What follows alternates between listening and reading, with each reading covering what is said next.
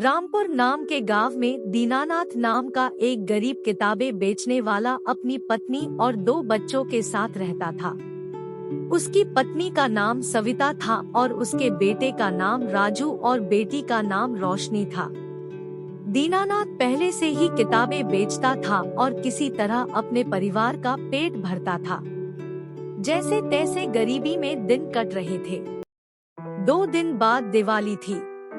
सारा गांव दिवाली के स्वागत में रोशनी से झिलमिला रहा था।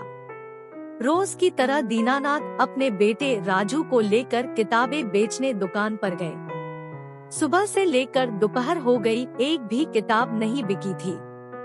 दीनानाथ और उसका बेटा राजू बहुत चिंतित हो गए थे क्योंकि दिवाली आने वाली थी और जेब में फूटी कौड़ी नहीं थी। दीनानाथ ने राजू को दिलासा देते हुए कहा कि बेटा तू चिंता मत कर और सब कुछ श्री हरि पर छोड़ दे, श्री कृष्णा जरूर अपनी सहायता करेंगे। बस हमें हार नहीं माननी है और अपना काम करते रहना है। तभी दुकान के सामने से गांव का एक सबसे अमीर आदमी दौलतराम और उसका बेटा सोनू वह से जा रहे थे। राजू ने दौलतराम को आवाज लगाकर बोला, सेठ जी आपके बेटे के लिए अच्छी किताबें है, ले लो। दौलतराम ने कहा, 2 दिन बाद दिवाली है, किताबें लेकर क्या करें? किताबें तो बहुत है। राजू ने कहा, सेठ जी 2 दिन बाद दिवाली है, अगर आप किताबें लेते हो तो हम दिवाली की कुछ खरीदारी कर सकते हैं। भगवान आपका भला करेगा। इतना कहने के बाद भी दौलतराम ने राजू को यह कहकर निराश कर दिया कि मेरे बेटे को भी दिवाली की खरीदारी करनी है। किताबें लेकर दिवाली में क्या करेगा मेरा बेटा? नहीं चाहिए तुम्हारी किताबें। यह कहकर वो चला गया। उसके बेटे सोनू ने यह सब देखा और सुना। उसको राजू पर बहुत दया आई और वो अपने पिताजी को लेकर बाजार गया और बहुत सारी खरीदारी की और घर वापस आया। तभी सोनू ने कहा, पिताजी हम तो हर साल दिवाली की खूब सारी खरीदारी करते हैं और पटाखे भी लाते हैं, लेकिन इस बार मुझे अलग तरीके से दिवाली मनानी है, तो आप मुझे पैसे और कुछ सामान दे सकते हो? दौलतराम ने कहा, जरूर बेटा, जो चाहिए वो ले लो, लेकिन मुझे ये तो बताओ कि तुम क्या करने वाले हो?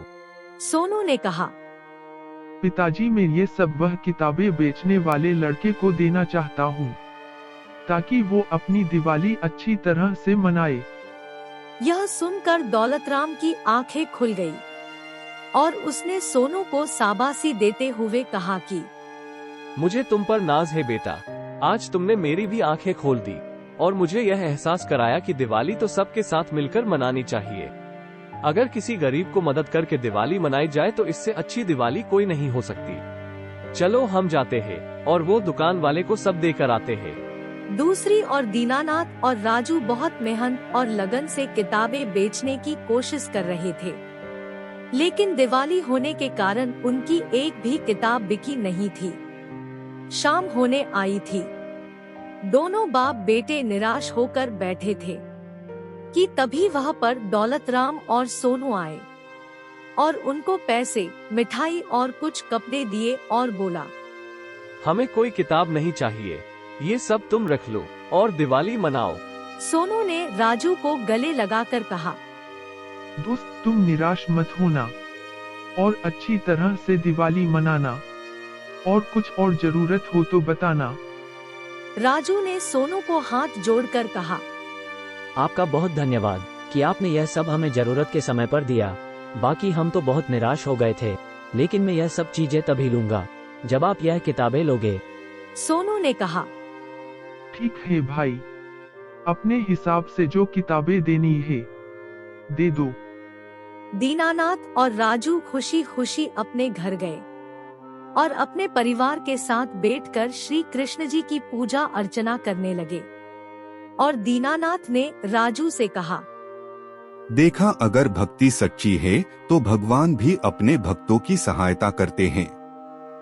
इस तरह सोनू ने राजू की मदद करके यह सीख दी कि अगर भगवान ने हमें पैसे वाला बनाया है तो हमें ऐसे समय पर और ऐसे दिवाली जैसे पावन अवसर पर गरीब लोगों की मदद करनी चाहिए, ताकि वो भी यह दिवाली का पावन त्योहार मना सके। सभी लोगों को दिवाली की हार्दिक शुभकामनाएं।